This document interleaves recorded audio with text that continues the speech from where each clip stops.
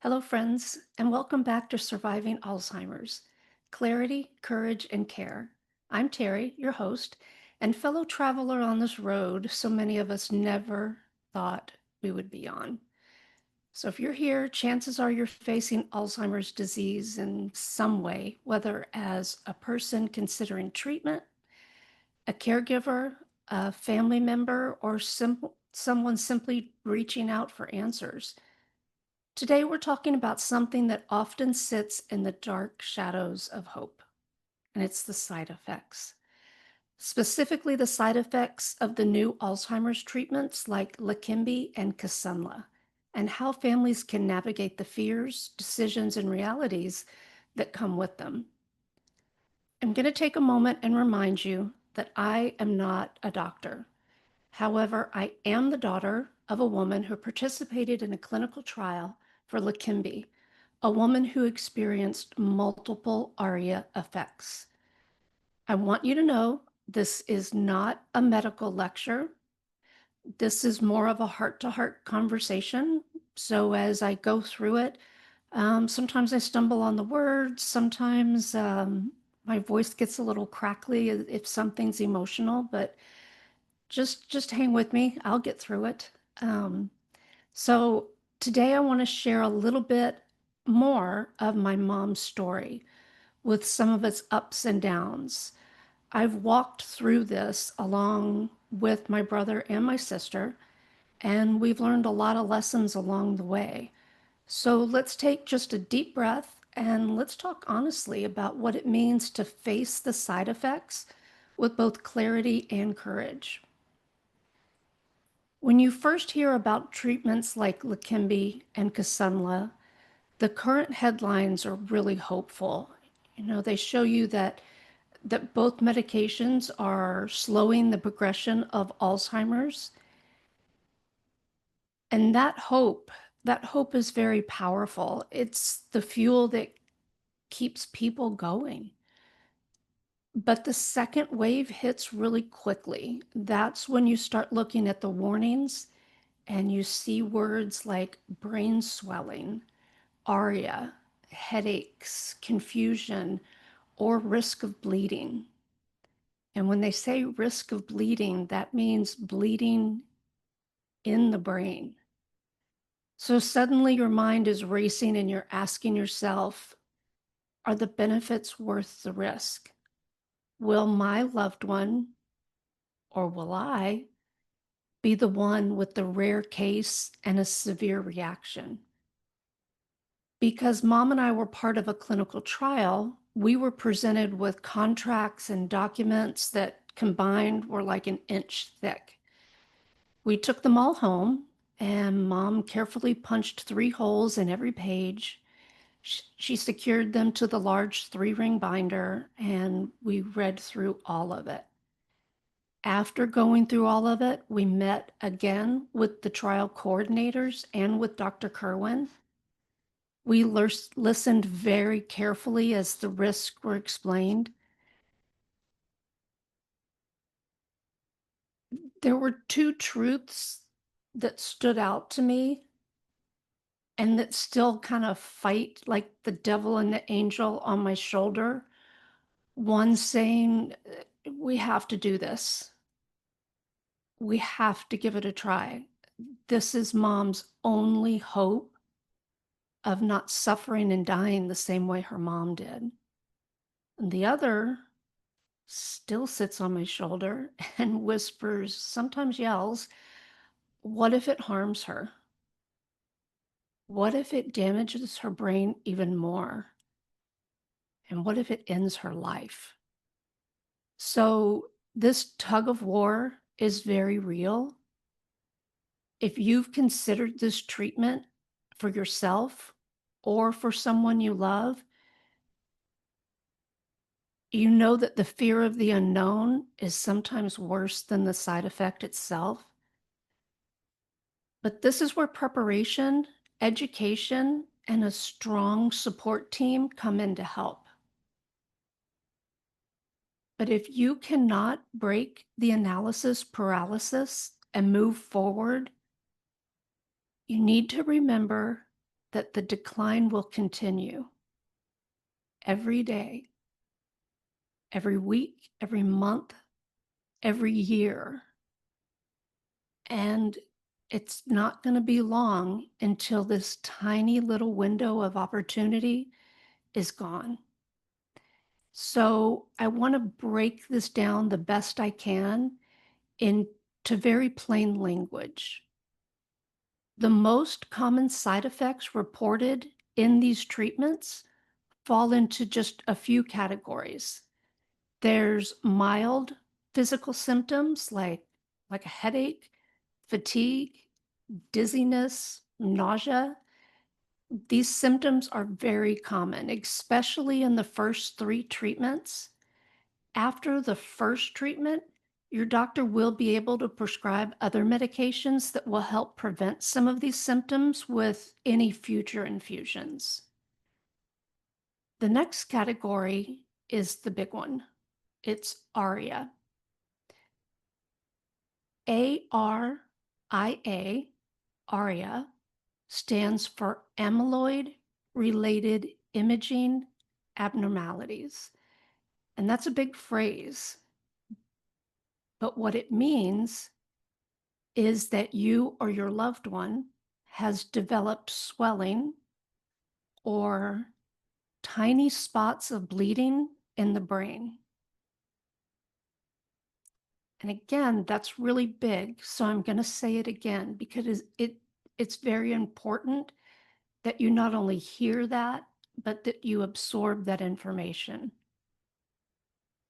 And ARIA means that you have developed swelling or small spots of bleeding inside the brain. And this is why your doctor very often requests for you to have an MRI scan, because that's how ARIAs are detected and confirmed. Another one of the categories is the infusion-related reactions. Since these medications are given through IV, this might be more like chills, nausea, blood pressure changes during or shortly after the treatment. Now, one thing that I want you to notice here, one thing that really stands out is everything that I just talked about can and will be treated. If in your first few treatments you get a headache, you take Tylenol. If you feel fatigued, you get a few extra naps. If you feel dizzy or have nausea, your doctor can prescribe aldosterone and reduce that nausea. If you have, while you're having the IV, you get the chills, you get a blanket. If you have nausea, they can give you aldosterone on the spot. They're little tablets. It's not just a pill that you have to wait for it to take effect. They're ODTs, so you just put them under your tongue and they dissolve, and very quickly that nausea will begin to go away. Blood pressure changes can be treated with medication and with meditation, and an ARIA can in fact be treated. An ARIA will resolve with time. So we'll talk about that more in just a little bit. So the big thing that I want you to hear is that most people who experience these side effects recover or stabilize with careful monitoring. And that doesn't mean that the side effects are not scary, but they are manageable. They're manageable when your medical team is prepared and proactive. And that's where you come in. As a caregiver, partner, or patient, you become an essential part of that monitoring team. You're the one that notices the headaches, the mood changes, the sudden unsteadiness. You are the eyes and the ears between clinic visits. The first time my mom had a mild reaction after an infusion, it wasn't dramatic at all. She just seemed to be a little more tired than usual, and her balance was just a little bit off. But because our clinical trial coordinator at Kerwin Medical, at that time it was Sarah, told me what to watch for and the subtle changes that I needed to be aware of. And so, of course, I kept an eye on them. And when I noticed them, I gave her a call the next morning. And Dr. Kerwin had us come in so we could evaluate mom and check her vitals. Then immediately, she explained to mom and to me that she was experiencing normal side effect. But this is exactly why we do this together. That moment shifted something inside of me and resolved a great deal of fear that I was holding inside. I realized that despite it being a clinical trial, I wasn't helpless. I wasn't hopeless. I was a part of a safety net with many medical professionals standing right behind me. Here's the part we don't talk about enough. It's the emotional toll.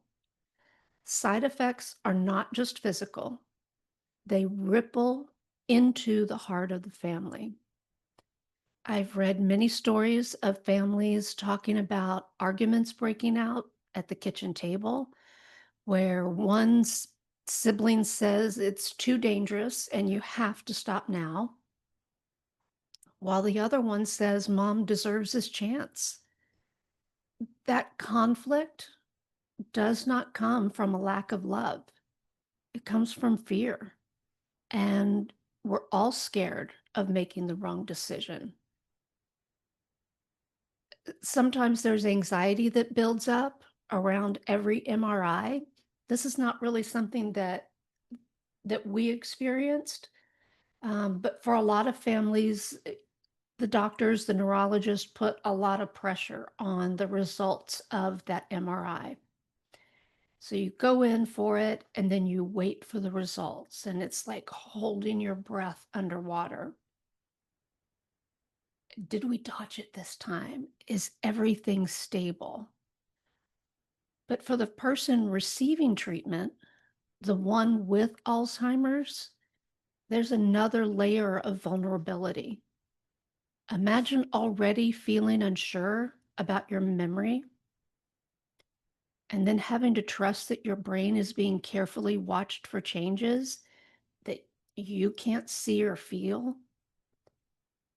It takes an enormous amount of courage to jump into this treatment program. And every time those MRI tests come around, they experience that more and more, the anxiety more and more. But this is why I feel so strongly in talking openly as a family and letting people express their fears without judgment. Sometimes just naming the fear out loud will help. For me, my fear was, I'm afraid mom is going to have a massive brain bleed. I'm afraid that this is going to kill her. I'm afraid it's going to make her memory worse. The, the fear for me also was the accountability. I was afraid that since I was the one that was encouraging her to take this medication, that if something bad happened, it would all be my fault. I encourage you to share those fears with your family members. And as a family member who's receiving that information, please listen. Please listen without judgment, without adding your fears to it. Just acknowledging it and respecting that information from another family member goes a long way. I did not share that with my family. Um, it's not common for me to share a fear with my family, um, because, well, I don't know why, because that's just who I am. And um, for me, because I didn't do that, I wrote it down. I wrote everything down every day. I wrote and wrote and wrote all of the fears, all the confidence, just so I could process that emotion. So if you're not comfortable saying it out loud, write it down. I still work with many families that, in many cases, are not on the same page, and the families do have a lot of arguments. That was not what mom and I experienced with family. When when mom started this trial, my dad was still alive, and he stood behind her decision 100% to participate in the clinical trial. So much so that it's the last thing he said to me. He made me promise that I would fight to keep her in that trial, and the fight might be with her, but that it was important that I be the one to keep her in that trial. My brother was the one that was on the phone with her in the afternoons after her treatment, so she could get through that afternoon without fear. He also spent many afternoons with her on the phone through the rest of the week, just making sure that she was okay, that she felt confident, that she wasn't experiencing any side effects, or if she was, that he communicated that to us, to my sister and I. Mom went through this clinical trial during COVID. And at the same time, I was having some health issues that meant on occasion I couldn't take mom in. And I didn't have a warning in advance. So oftentimes it was an hour before it was time to leave the house, and I wasn't going to be able to take her in. Every single time, and there were quite a few of them, that I called my sister and said, I can't make it. Is there any chance that you can reschedule today and take her in? And every single time she dropped everything and took mom in for her appointment. I think that the role that Melissa played, that she played in that, was harder than the role that I was playing at times, because she didn't have confidence knowing that I was going to be able to go. And so she was kind of stuck by the phone wondering, am I going to have to drop everything I'm doing today and not just reschedule my day, but most of my week to do this? So I really appreciate everything she was able to do to help us there. As a family, we were and still are on the same page. And because of that, we found a way to make it work. As I mentioned earlier, mom has experienced ARIA side effects.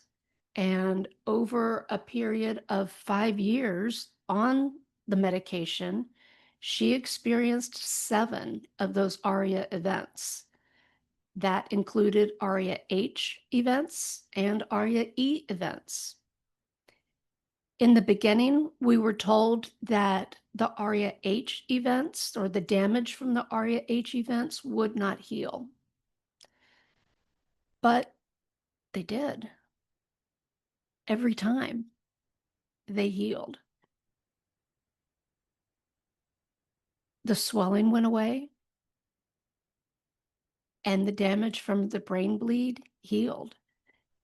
It faded to the point where we cannot see them on the MRI anymore. Every time mom had one of these events, she was always able to clearly describe exactly what she heard or what she felt during these events. I am happy to share all of the detail with you. But there are many people that process their decision to move forward differently than I do. I'm the type of person that I want to hear every detail. I want to know what the very worst thing that could happen is, because I feel like it allows me to prepare and do a better job of getting through a challenge than if I had no idea what was going to happen. For example, I make sure that there's good tread on the car tires. I make sure that the tires are balanced. I make sure that the car is well maintained. So when I go out on the road, if I need to swerve or if I'm in rain, I'm safe. Those are the things that I can control. I can't control somebody on their cell phone behind me or next to me. Um, so if you're the type of person that needs that information so you can better prepare to either accept treatment or work with a loved one that's considering treatment, I'll be happy to share as much detail as you want. However, because many people don't look at challenges that way, I'm not going to go into great detail here. You can reach out to me and give me a call, and I'll share whatever you need to hear. The takeaway that my mom wants to share is that with each one of these events, she never experienced any pain. There was never a second of discomfort. She explains it that it was like a swooshing that came from inside of her skull. One that doesn't have a sound because it's not a sound that you've ever heard before that um, comes from outside of your head or outside of your ear canal. And it's not something that you can really feel, yet it's a combination of a sound and a feeling. So again, there's no pain. It's a new experience for people. This is not something that we really have terms to describe. But she wants to make sure that anybody considering these treatments understands that there is never pain. Your brain does not have pain receptors. What she experienced was the fear of the unknown. What was that swooshing? So when it happened, the first time it happened, she called the next morning, let me know what she had experienced, and I didn't understand. Um, I really thought it was a dream that she had probably had. But I did, of course, call Kerwin Medical the very next morning. They scheduled an MRI. She was in within, I guess it was about 32 hours of having the ARIA-H. So the MRI was very quick after the incident. Um, and as a family, after the results were available, we all went in and met with Kerwin Medical. I don't think they were really prepared to be inundated by all of us at one time like that, but um, they were very accommodating, and they explained in great detail exactly what had happened. And of course, as I'm hearing, your mother has had a brain bleed. I thought, that's it. Game over. We are not doing this anymore. Absolutely not. Great to meet you. Great to know you, but we're out of here. Um, that is not the way my mother chose to move forward. Um, she decided that it was important that she continue in the trial. So as more people experienced ARIA, that the doctors would know more about it, that they would have better imaging, that they would find a way to treat them, and more importantly, that they would find a way to um, be sure that fewer people had smaller ARIA events. Um, it is something that she did to continue in the trial, is something that she did for me. It's something that she did for my sister and my brother, knowing that the genes are there, that she could have passed those genes to any of us. And at that time, we did know that I had the genes. And so um, she also continued for my sister's daughters and for my brother's son and daughter and for the children that they will have one day. That's a gift that is hard to put into words. It's certainly a gift that you can't put into a box. Um, so, what do we do with all of this? And these are some steps that helped me. There was no guide to help me get through this, but these are the steps that I took to help understand it better. So my first step was to stay educated and to do research.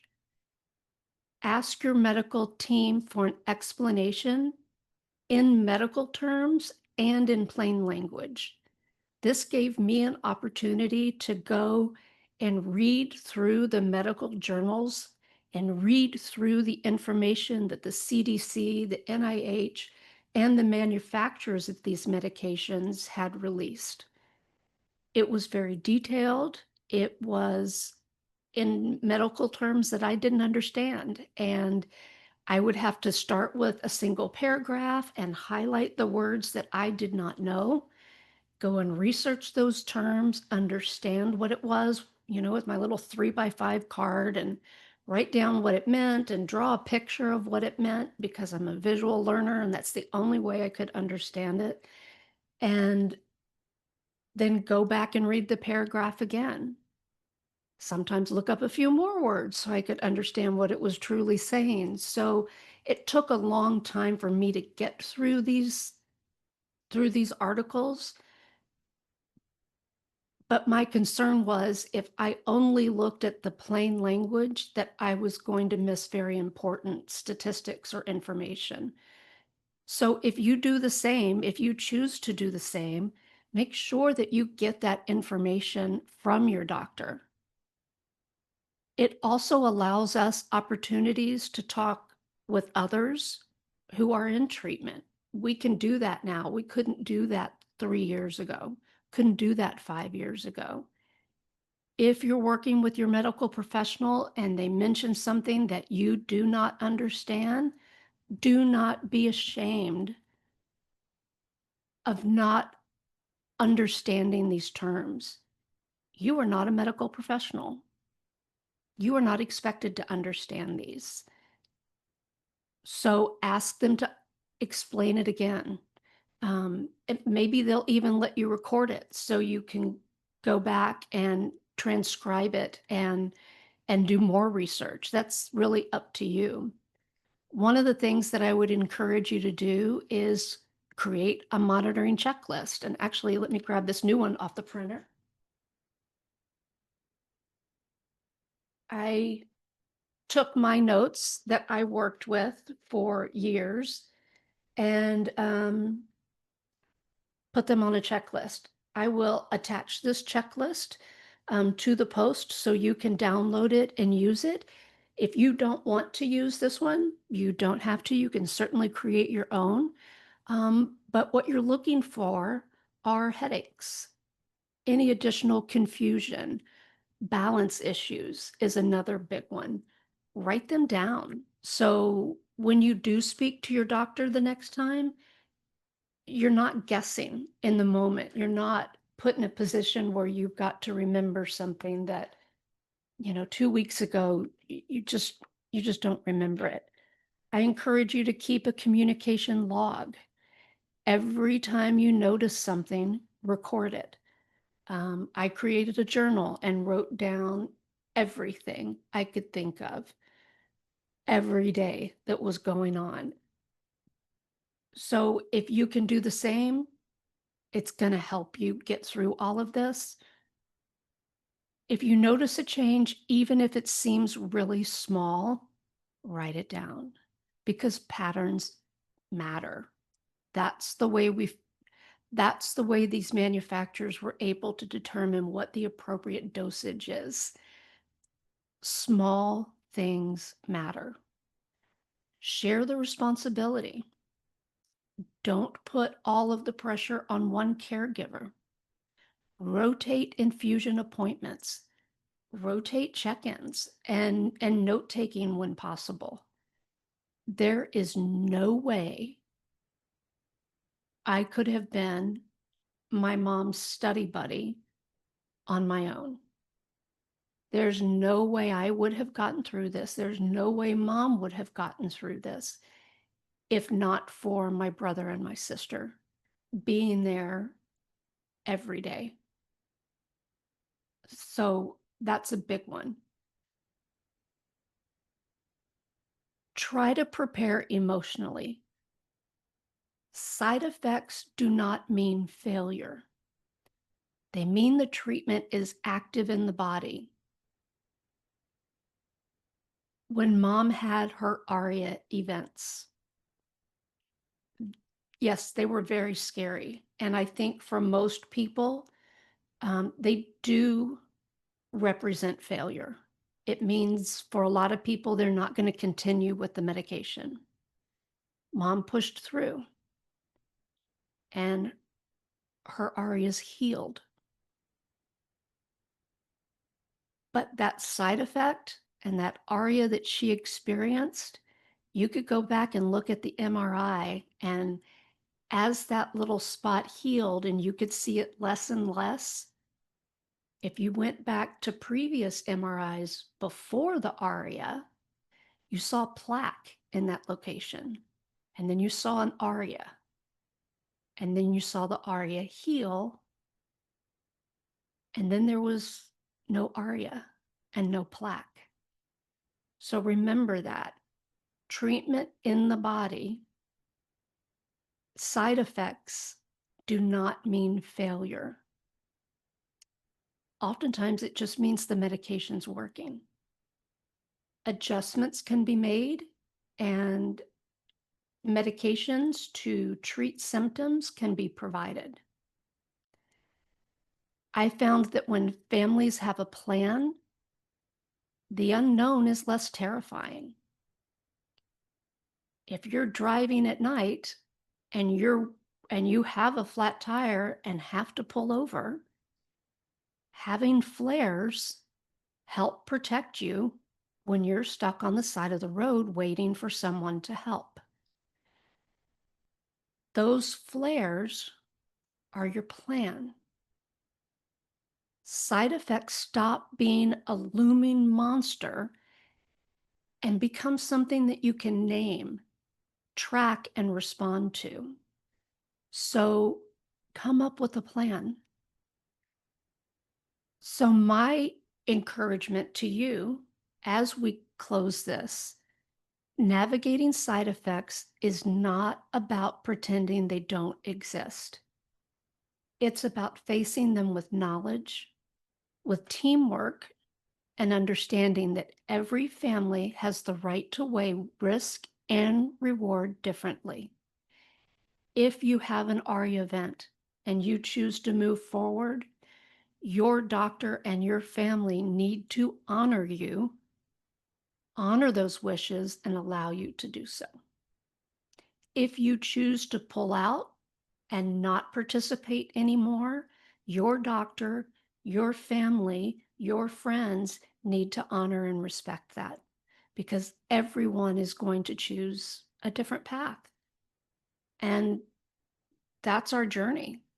If you're in this journey right now, I want you to hear me. You are not alone.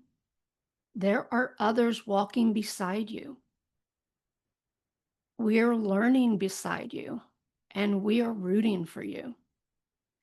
In our next few episodes, we're going to go a little bit deeper into some of the challenges that people face with this treatment.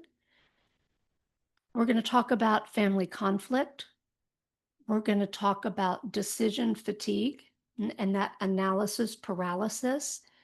And we're going to talk about what it takes to build a support circle. But for today, take a deep breath. Take a few deep breaths.